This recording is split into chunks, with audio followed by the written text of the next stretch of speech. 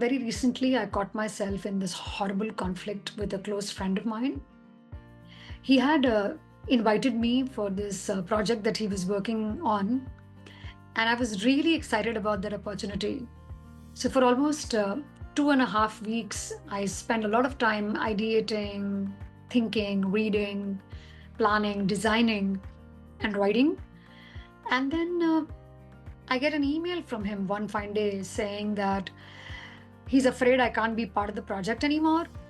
And instead, he's going to take this other white friend of ours on the project.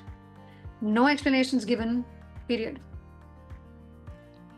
I remember feeling this intense churning in my stomach. Like at one level, it evoked this narratives that, oh, I'm not good enough. I'm feeling really horrible about myself.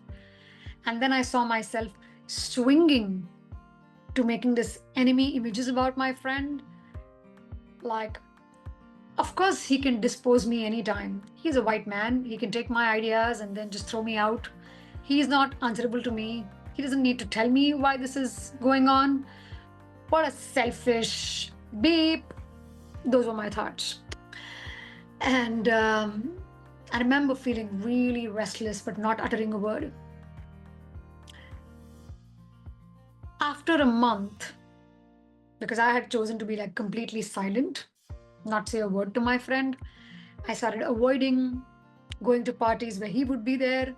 So after a month, I get an email from him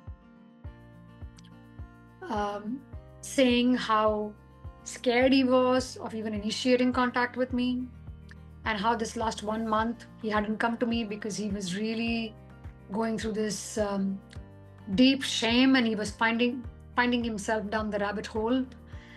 He just didn't know how to tell me what had happened and why had he done what he had done, but he wanted me to know that this decision was not taken by him, he was played.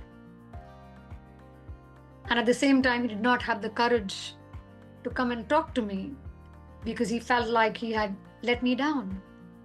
When I read that email, I just had such a